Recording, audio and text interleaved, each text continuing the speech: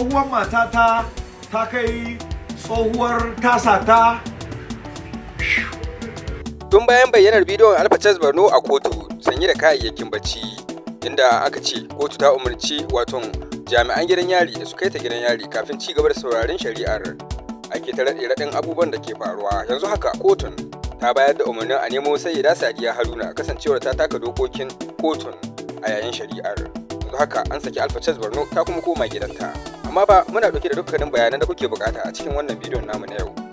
Wannan bidiyoyin da ta yi min ma a kotu mutane 3 ne suka yi min bidiyon. Dukanta ya yi. To jama'a barkanku da yau, barkanku da sake kasancewa da mu a cikin sabon shirinmu. Idan yau ne ka fara zuwa wannan tashar tamu, to kar ka manta ka daure, kada na masa sarar sannan ka yi like don ci gaba da samun shirye-shiryenmu cikin lokaci. Ga dai labarin ɗaya bayan ɗaya. Sanin kowa ne Sayyida Sadiya Haruna ta yi karar Alfa Barno har inda abin ya kai su gaban alkali. An dai zargi cewa kotun ta tura Alfa Barno gidan yari ko kuma gidan gyaran hali kafin daga bisani a ci gaba da sauraron shari'ar.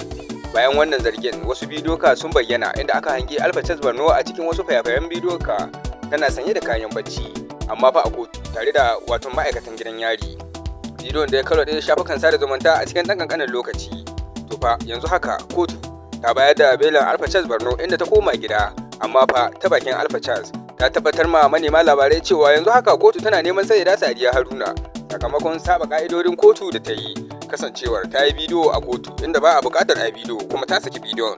Yanzu haka dai kotun ta buƙaci Sayyida Sadiya Haruna ta fuskanta a gabanta ko kuma ta zo a gabanta kamar yadda Alfa Barno ta bayyana. To me za ku ce akan wannan rikice-rikicin da ke tashi tsakanin Sayyida Sadiya Haruna da Alfa Barno? Kowannen ku yana iya ajiye ra'ayinsa a ƙarƙashin comment section. Mun gode da lokacin kallo, a huta lafiya.